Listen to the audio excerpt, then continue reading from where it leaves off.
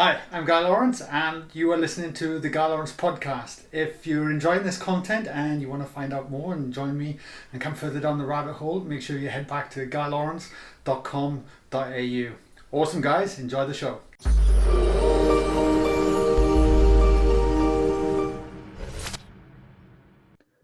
Ariel, welcome to the podcast. Thank you so much. It's a pleasure to be here.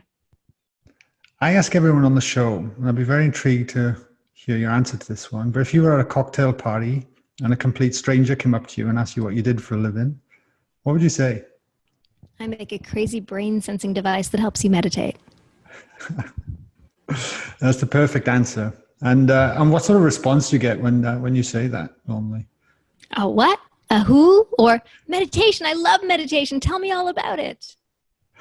Well, your meditation device, I have one in my room, and I had it for a couple of years now, and I've been using it. It's quite it's an amazing piece of device, and you know, it fascinates me how does one end up creating a device in the first place? So my background, my background is quite varied. I started out as always an entrepreneur. Entrepreneurialism has been like core to my being, and I was trained as a neuroscientist and a psychotherapist, and I began working with an early brain-computer interface system in the lab of Dr. Steve Mann. He's one of the inventors of the wearable computer, and we had a single EEG lead that we can put on the back of your head, and it would allow you to control stuff with your brain. Wow. Yeah. Okay, there's already so many questions I want to ask you, and I am intrigued though, because I know we were speaking off air a little bit.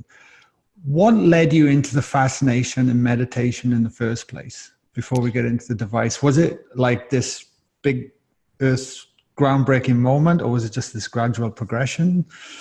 For me, it was a gradual progression. When I was young, like really, really young, I was fascinated by meditation, and I would, read a ton. I would lie in bed trying to meditate at night without really having an understanding of what it was. Then as a psychotherapist, meditation became a frontline tool to use with my clients and my patients. I would teach them meditation regularly, but there was always a bit of a disconnect because I was not a great meditator. I was one of those people who when I sat down, my brain would bounce all over the place and I couldn't stay on task. So I'd be teaching people to meditate and not really feeling like I grokked it myself.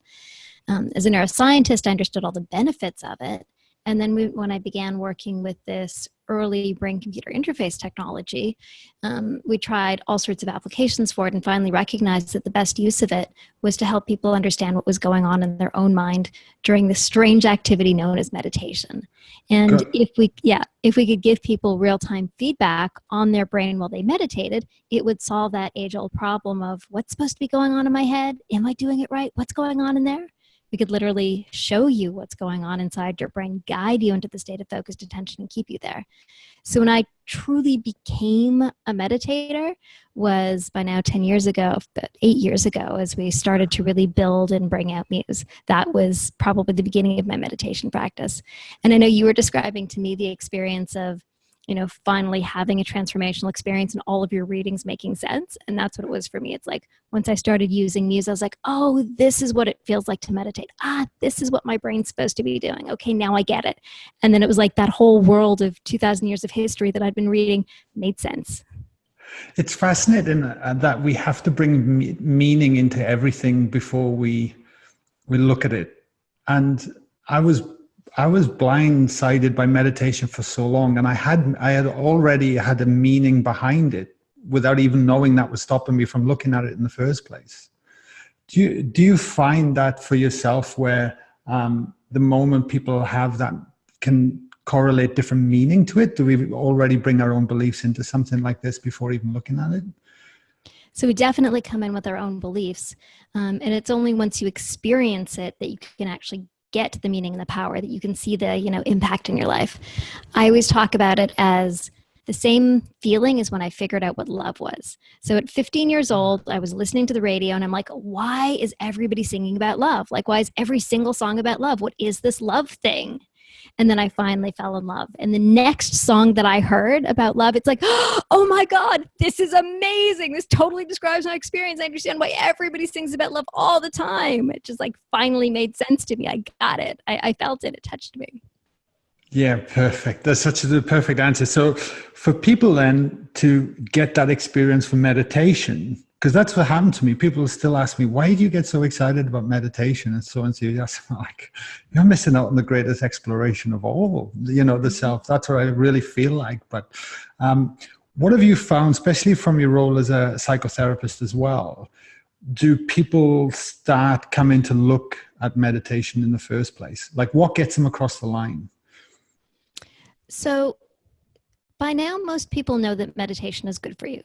And it's changed a lot. We first brought out Muse in 2014. At the beginning, at that point, people sort of knew meditation was good for you. Now it's like understood, like you brush your teeth, you eat well, you go to the gym and you meditate. Like this is the stuff you do to have a healthy mind and body. So there's like this general understanding that you should be doing it, but really getting somebody over the line to commit to it, I find is describing to them the scientific benefits. So most people are like, oh, I have a friend who meditates. They seem so calm, but maybe that's not for me. I couldn't get there. That other person meditates. But when you really describe how science tells you the ways that meditation makes your life better, the decrease in stress, the, improvements in productivity, the changes in your body, the 46% decrease in healthcare utilization after 8 weeks of meditation, the increase in density of your gray matter, the improvements in your GRE scores, and on and on and on. Everybody's like, oh, once you understand all of the benefits of it that have been proven in the over 1,000 published papers, then they're like, okay, I really need this thing. Yeah, fair enough. Yeah. To me, sort of like the real thing that always gets people over the line for me is when I describe the impact of meditation in your brain, like the neuroscience of meditation. Okay. And what generally does go on in the brain once you start to meditate? So the scientific literature demonstrates some amazing things. So one thing that you see is shifts in the prefrontal cortex. So your prefrontal cortex is your attentional control center. It's the higher order processing. It's how you plan, organize, and attend. And for a lot of people, for most people, as you age, your prefrontal cortex thins. But if you're able to maintain a long-term meditation practice, you can maintain the thickness of your prefrontal cortex even as you age. So in the work of Dr. Sarah Lazar, she demonstrated a 50-year-old meditation practitioner who had the prefrontal cortex thickness of a 23-year-old. Wow. Yeah, so it's really making change in your brain if you stick to a practice long-term. And that's the key, isn't it? It's a practice. It's a practice. You have to do it regularly. Going to the gym last month doesn't mean that you can move the couch today. Absolutely. But the more you do, the better it gets. Yeah. And I'm curious to know, like, because when it comes to meditation, and this is why I love the Muse kit, and I definitely want to dive into that a bit more in a sec because we have preconceived beliefs around it. Am I doing it right? Am I doing it wrong? And even what is meditation? Like if you had to do an elevator pitch to meditation to somebody that was completely had no idea, they've heard of it, but they still don't have really any idea, how would you do that pitch? So the simple definition of meditation is a practice or a training that leads to healthy and positive mind states.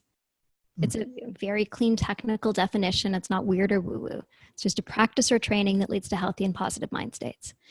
And people often wonder what mindfulness is because you've heard of mindfulness meditations. So meditation is the act of sitting, the practice, and mindfulness is the skill that is built. So mindfulness is being able to have present moment awareness of your thoughts, feelings, bodily sensations, or environment, and do it intentionally. So when you practice meditation, what you end up doing is being able to be more aware of yourself and the world around you, and to do it with intention. And when you do that, some pretty amazing things happen. Beautiful. So for one, most of us walk around thinking about something else most of the time. According to a Harvard study, 46.9% of the time we're thinking about something else, and this mind wandering actually makes us unhappy. So they had people actually rate their thoughts. So a little bell would go off, you'd open an app and it would say, what are you thinking about, what you're doing or not what you're doing, and how are you feeling? good, bad, shitty, etc. They use technical terms, not those terms. There was a mood score. And what they discovered is that people who were thinking about something other than what they were doing had less happiness. They had poorer mood. And it was to the point where whether or not you were thinking of what you were doing or mind wandering was a better predictor of your happiness than the actual activity. So you could be doing something that was completely boring, but if you were actually truly engaged in it, if you were thinking about it, if you're in the moment with it, you were likely to be happier than doing something amazing, but not having your mind engaged in the activity. Wow. Wow. And what have you found then with, and I'd be interested in even on your own journey, because you've gone on, I've been, researching and reading up on all things that you've done, and you've done some pretty amazing things. And you've achieved success, and you're living life on purpose. And I think it can be quite rare that we find and honor the path that we want to walk on, but also have the courage to do it as well. And have you come up against your own limitations? Like, how do you get beyond your own limited beliefs and thoughts, if I'm thinking that can hold us back? Because we want to do so many things, right? And yet we can also allow the monkey mind, allow that negativity, allow the feelings, and let that govern us. So yeah, I'm fascinated on your journey and how you look at these things. So I was very lucky at a young age to have had a ton of confidence and a relatively quiet inner critic. And I believed I could do whatever I wanted. That was just a deeply ingrained belief in me. And I was working in this lab with, an early brain computer interface system, and I just saw it and said, like, this could be taken out of the lab and I can make a product of it and I can bring it to the world.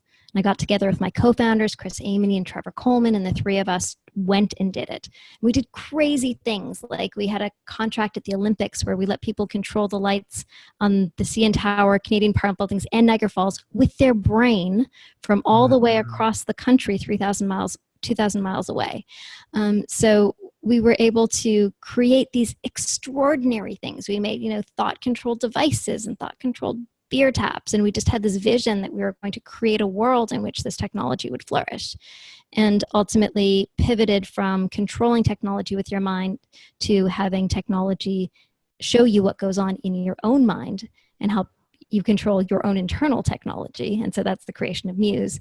And, brought this crazy invention that never existed to life, put it in Best Buy, raised, venture capital, having had no business background. And all of this was done with the clear belief that I could do it, with the clear vision that this was possible and I could see it and could taste it and it was going to happen. And along the way, I would constantly find myself in scenarios where you're like looking left and like, how am I having breakfast with my investor Ashton Kutcher right now? How am I, sharing a deep hug with Deepak Chopra, my colleague? Like, how have I ended up in this world? And it was by not being afraid to put myself out, not being afraid to ask, not being afraid to think that I could be there and think that I could belong. And part of what I'm so passionate about is helping people understand that the limitations that you have in your own mind are only limitations you've created in your own mind. You can truly accomplish whatever you put your mind to. And when that little voice comes up and says, no, maybe you're not good enough, maybe you don't deserve it, you can take that little voice, you can throw it away and tell it to get lost. Because we really can accomplish what we want. And so for me, techniques like meditation are key to helping you understand that dialogue inside your head is not truth, even though it feels like it is. And understand that the stories that it tells you are stories that you have a choice about whether you want to take it or not. And that you have the opportunity to actually know, regardless of what your mind tells you or what your body is feeling, that you can accomplish more than you're doing right now. And it's so powerful, so powerful when your mind tells you that you can't and you're able to rise above and say, yes, I can. It's just a story and I don't need to abide by it. That's so inspiring. I think it's everything. Like, it's huge. The fact that you can, if you're willing to rise above that and appreciate that you're not your thoughts and the feelings that are generated from those thoughts. And like you said, look beyond that. So do you then, and it's just your thoughts from it. If somebody is suffering in maybe, anxiety daily, negative loops, negative belief patterns, do you believe that it's possible to bring in someone, because that's their world right now, that's how they Yes. feel, to that kind of self-empowered self, like you have been with yourself, with this, this courage, this 100% belief that you fully can achieve these things? Do you think that's possible for everyone and anyone? It's a journey, and the opportunity is certainly there. And so for somebody who, so this is now speaking as a psychotherapist, when you are faced with anxiety, you are believing what your body is telling you. So anxiety is like a broken alarm bell. Your body is freaking out, telling you that there's something wrong, and so you believe there actually is something wrong. But imagine that you lived in an apartment building where the alarm bell went off. It's like, okay, oh my God, the alarm bell's going off. Let's run down, grab our hat, grab our coat. Oh my God, what's on fire? You're down there with all the neighbors. You're looking around. There's no fire. Okay, go back inside. The next day, the alarm bell goes off. You grab your hat and your coat. You run out. By the 10th day of the alarm bell going off, you're like, this is just a broken alarm. There is no fire. The thing might be going, but you don't think there's a fire. It's just annoying. You're like cooking your eggs. You're watching Oprah. You're like, oh my God, stupid alarm bell. Really, the sensation of anxiety in our body is a broken alarm. It's your body freaking out as if something's wrong when there really is nothing wrong. And so when you're able to shift that relationship and say, I don't need to believe what my body is telling me, even though it feels so hard and so true, you can actually know that everything is okay. And you can start to re-regulate through that knowledge and understanding, and work with a therapist, intensive practices and meditation, and at that point, you can begin to shift the stories that your body and your mind tells you into a grounding in what is real and what is true. Because the reality is, most of us live incredibly safe lives. We may have past trauma, which triggers us to say that the current state is not safe. But that's, again, just a hyperactive limbic system freaking out based on past hurt. Whereas the safety is real and here now. It's just very hard for your body and your mind to believe it. And so through retraining your systems, which is a long process that requires a lot of dedication and attention, but through retraining your systems, you can move beyond the limitations of the body and the mind in these ways. That's a beautiful analogy. I love that one. And for people that might be listening to this who have trauma or PTSD, or where they keep reenacting the feeling and from that anxious tug that happens during the day, is there a point where with this work, if you practice and continue to interrupt it and, like you say, become the observer and step outside those anxiety feelings that are happening, there's a moment where the body starts to retrain and start to let go of that firing that can happen? Yeah, I mean, if you have deep trauma, it's really best to work with a therapist, because, as you start to work with it initially, it can be very re-triggering, and that's can be part of the process of moving through it, but best done with somebody who's creating the right safety for you. But ultimately, with trauma, what you're doing is you're taking an experience that is so overwhelming that you have not effectively integrated it. And you are doing practices that allow you to integrate the experience so you no longer have a physiological response relative to it. And there's a range of very trauma-specific practices. And even in meditation, we're starting to see a real trauma-informed meditation school. Yeah. Wow. Okay. Beautiful. And when I'd love to hear your experiences from this as well. And so what have you found meditation has done for you over the years since you've been looking at it more, in terms of your personal growth, your personal life, and how you relate to different issues and problems that arise on a daily basis? Because I'm guessing you still have problems that arise in your life on a daily basis. Of course, I wouldn't be human if I didn't. The question is how you react to them and how you feel about them and how you label them. Are they challenges or opportunities? Are they going to crush you, or are you going to figure them out and get through them? So meditation has definitely made me much, much calmer. And it's, you commonly hear with meditation that you have a much slower reaction time, and that really is the case. And I've been able to, rather than being caught up in, an ego around, I need to be right, or, it needs to go this way. I'm much more able to stand back and say, this is the way that it is unfolding, and I will allow it to unfold. And, arguments with my husband are much, much shorter now. Because I can observe my own behavior, and I can stand back and say, oh, right, that's an old pattern. I don't need to do that. I understand why I'm doing that.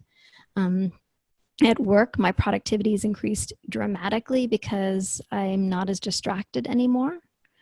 So in the past, anytime I'd need to write something and it would get a little bit hard, I would pull away. And I'd be like, oh, this feels a little uncomfortable, so then I'm going to pull away. So it becomes very arduous to do things like long form documents or things that I would deem kind of scary or hard, because as soon as I encountered something that was causing some discomfort, I don't know the answer, I don't know what to do, it's not going to be perfect enough, I would pull back from it. But with the meditation practice, I could feel the sensation of discomfort arising and then be like, you're just a sensation. You can rise, you can fall, and it's totally safe for me to just keep going, typing, and work through this. And the distracting thoughts that I would have, like, oh, Facebook, oh, this, oh, the person at the coffee machine, oh, that other person who clearly needs something from me right now, but they really don't. As soon as you start a meditation practice using Muse, what I very quickly identified was every time my mind wandered. So with Muse, what you're doing is you're focusing your attention on your breath. When your mind wanders, you get a cue to let you know that your mind is wandering, and so you become very astute. You gain this metacognition of your mind and your wandering mind, and every time it wanders, it's your cue to bring it back to the task at hand. So when I was doing my work, as soon as my mind would begin to wander, Muse had trained me to immediately notice that wander. It had trained me to be able to disengage from the wandering to Facebook or my colleague and immediately bring myself back. So productivity rose dramatically because I wasn't being distracted and being pulled either by, thoughts, hunger, things taking me in every direction. I'd just be like, oh, right, back to the task at hand. We don't need that distraction. And we live in a world of distractions. Like it's insane. That's beautiful. Well, let's talk about the Muse then, that you brought it up then, because I'm fascinated. If somebody went and ordered it tomorrow and it arrived, like, what can you give us the breakdown of what you do with it? Like, probably people don't even know if it's a headband that you strap on. How does it pick up on the brain? Like, how does it work exactly? Sure. If we pause for 1 second, I can grab one. Yeah, please grab it.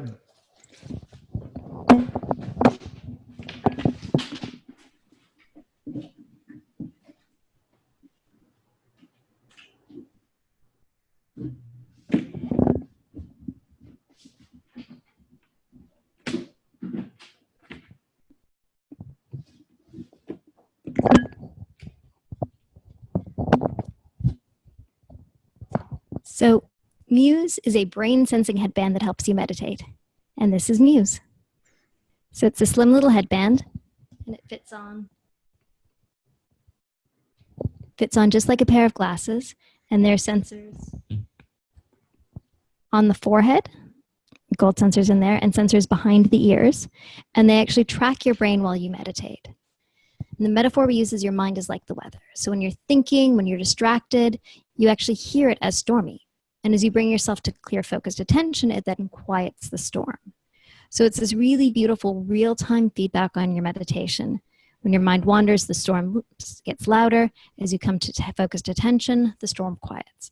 So during your meditation, you're actually hearing what your mind is doing and being cued to come back to focused attention and stay there.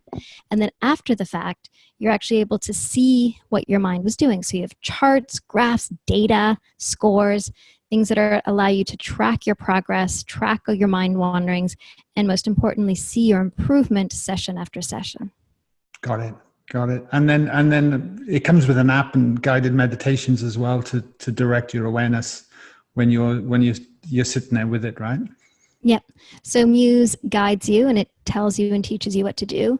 We also have a suite of, over 100 guided meditations on all of the topics for things that come up in your life. So travel, work, sleep, stress, relationships.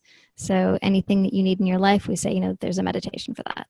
Yeah, beautiful. And you've mentioned as well, I think before off air, that the Muse has come a long way, even from when it first released. Like, where do you see what changes have happened so far, and where do you see it going over the next 5 years, say? Cool. So when we initially launched Muse, it gave you real-time feedback on your brain, and that was the original Muse. And just about a year ago, we launched Muse 2. And so Muse 2 gives you real-time feedback on your brain as well as your heart, your breath, and your body. Wow, I did Yeah. not know that. So they're incredibly beautiful experiences of actually hearing your body, your heart, your breath as you meditate. So in the heart experience, you actually hear the beating of your heart like the beating of a drum. There's a little PPG sensor on your forehead that's tracking your heartbeat. So you're able to hear your heartbeat, understand what causes it to speed up, when it slows down, and it tunes your interoception, your ability to understand your internal state. And then we give you guided breathing exercises. Muse can track your breath to give you exercises to use to then calm your heart down. There's also a body sensor. So for some people, starting with the brain is advanced, and you simply start with your body when you're starting from step one sometimes. And when you're able to find stillness in your body, you're more easily able to find stillness in your mind. Wow. Where do you see technology going, like in the future with this work? Like, what stones have not been sort of not turned over yet, or with this whole thing? Because, like, the more longer I've been meditating, and the more I learn about this work, the more I just go, wow, what are the possibilities of where it can go? You Yeah, there know? are so many stones to turn over. You know, when we began giving you real-time feedback on your brain during meditation with this device, like that was kind of this leap forward innovation that you could have a clinical grade EEG in this tiny, tiny little form factor. And you could read your brain data on your phone. And then when we added the breath, body, and heart, like nobody had done that before, created a device where you could see breath, body, heart all at the same time while you meditate, and being able to get feedback on all of these systems and learn how to develop and grow them. And so we're still learning about how these interrelationships take place, and how you learn and grow through the different systems of your mind and your body. Yeah. And there is an entire movement called the transformational technology movement, that is looking at how you create technology for transformation. And Muse is one of them. But you have people looking at non-duality. How do you get somebody to a non-dual state using technology? How do you bring somebody through significant shifts? And so there's so many parts of our mind and body in meditation that have been cataloged in the ancient texts, have been cataloged in people's individual experiences, have been felt, but have not at all been cataloged by science. People don't know how to detect and measure these states, whether from the mind or the body. They don't know how to, through technology, encourage people to replicate these states. And so those are the kinds of questions that we, as well as others in the transformational technology movement, are asking. Yeah, beautiful. I often wonder as well how you could bring the technology in for children as well, to make it more, to bring the mindfulness practice in, but with design for kids, whether it include toys or brain movement, like you mentioned about lighting up the Olympic Stadium with people's brains. Are people looking at that too? Yeah, so Muse is not intended for kids. It's for age 16 and up.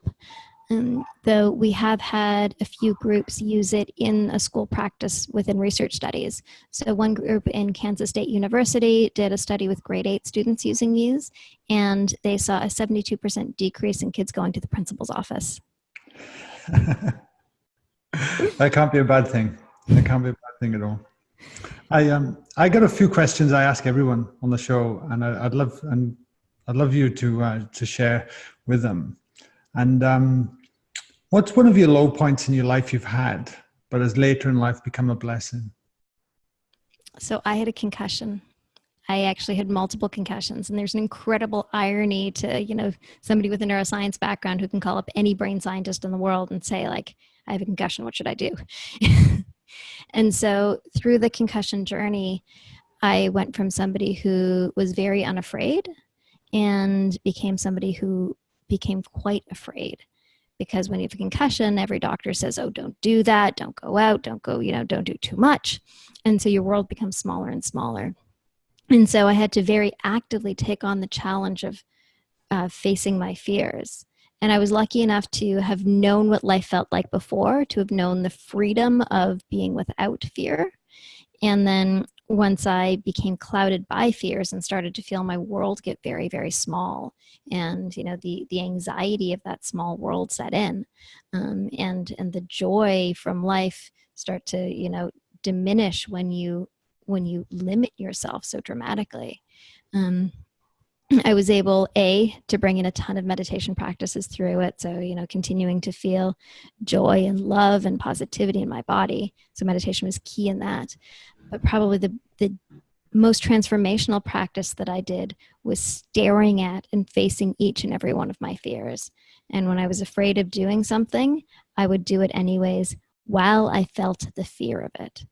So it wasn't just like, okay, let's stifle the fear. Let's man up and push through and get over it. It was like, I am going to feel all of the fear that I have in my body right now. I'm going to feel it fully. I'm going to acknowledge and accept it. And I'm still going to do the thing. And when you do that, you recognize how much being afraid of fear holds you back. You recognize how having the sensation of fear is so uncomfortable. You're like, I don't want to do that thing because I don't want to feel afraid. And when you're able to do something and fully feel the fear of it and still get to the other side and say, I felt fear, but I didn't die. I felt fear, but feeling that fear was fine. You can then do anything you want, because any time that fear holds you back, and there are hundreds of moments in our life when fear is holding us back, like, oh, I don't want to talk to that person. I want to, get into the shade. I want anything that we could be afraid of. And there's so many tiny minor things. When you realize that it's always just fear that's guiding you in those moments, and you can feel the fear and do it anyways, there's just extraordinary freedom on the other side. Yeah, beautiful. I was just going to say, do you think that's the key? Because we're so frightened of our feelings. We really are. We really, really are. We're scared of feeling stuff. I don't want to do that because I don't want to be sad. I don't want to do that. I don't want to be afraid. I'm scared of myself feeling angry. And so when you recognize that you don't have to be afraid of feeling something, then you can do the thing. And do you think it is then to truly feel it and acknowledge it? Like you say, okay, there's that feeling right now. It's there. Let me breathe into this, have a moment with it, have a relationship with it, as opposed to suppress it, which is what we're really good at as well. Which we're very, very good at. And I mean, they're both different practices. Meditation teaches you to sit with your feelings. And one of the beautiful things that meditation does is it changes the relationship between thoughts and feelings. So, you might be feeling scared in your body, which would trigger tons of scary thoughts in your mind, which triggers more scary feelings in your body. And with meditation, what you learn to do is feel those sensations in your body fully, accept them, be with them, but not have them trigger a narrative in your mind, which then feeds forward the narrative in your body. So you can feel all of the stuff happening, experience it as bodily sensation. And when you do, you have it rise, it falls, and you can move on. It might come back again and come, rise and fall several times, and that's totally okay. But at the end, you move on. And it's a very different experience. Yeah, beautiful. I actually always ask myself, is this real right now? Or am I just acting out what I've always acted out, or a certain behavior over a long period of time? And just even asking that question alone stops me and reevaluates before just reacting to something, I use very similar words. I tell myself, this is not real. Okay, there you go. There you go. Or this is reality. So I bring myself into the present moment. Because in the present moment, I am just here and now, and actually everything's okay. I can start having anxious thoughts about somebody going to come into my house, and is there somebody out there to get me? And it's like, no, actually I'm sitting in my house. I'm completely and totally safe. I'm in downtown Toronto. Everything is completely fine here. This is reality. Yeah. The reality is it's okay. And there may be stories that tell you something else. There may be past triggers that pull these things up so strongly for you and make them feel so visceral. But the reality is, in this moment, in these concrete walls, actually I'm fine. And your body may not be able to feel it, but the first act is letting your mind understand it and helping your mind to regulate your body to be here in the moment with it. And then why a meditation practice is so powerful, because you're already doing the training, in a controlled environment in your house. And then when you're out in the real world, you get to marry that practice up in moment to moment real life examples that can be happening at Yes. any given time, unannounced. It's again like the gym example, you go to the gym and then you can just magically move your couch. Yeah, exactly. Exactly. Yep. Yeah. You So, train and you can do it. what does your morning routine look like? So in my morning routine, I get up at not a very early hour because I'm not a morning person. I'm a night owl and I love to stay up. That's my creative flow time to like 1 a.m. I'm just flowing with ideas and it's awesome. So I get up. I usually actually meditate in bed before I get up. I do a gratitude practice where I focus on what I am grateful for. I feel sensations of love in my body.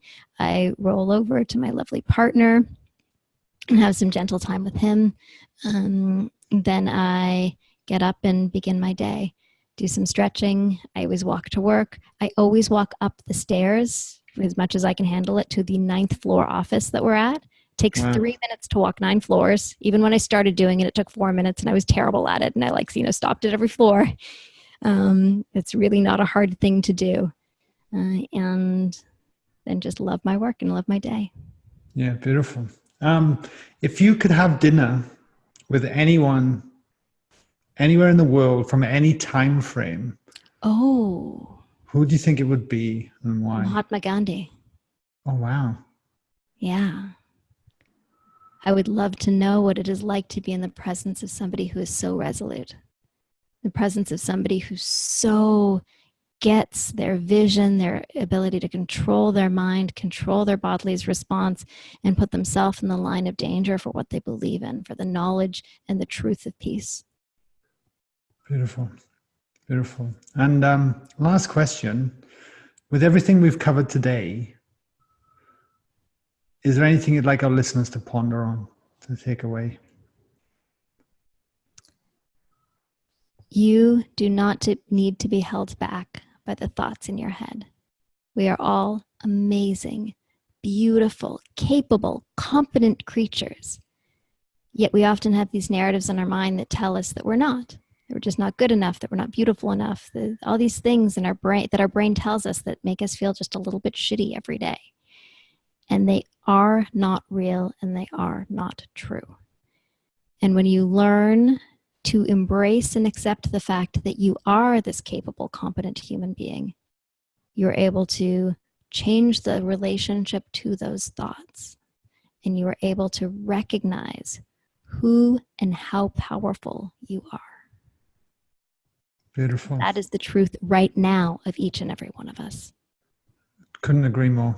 Couldn't agree more. And that's a perfect place to wrap it up. Do you? Where can everyone go if they want to, get the new version of Muse or check out your work? Or are you on social as well? Like, where can I send them all?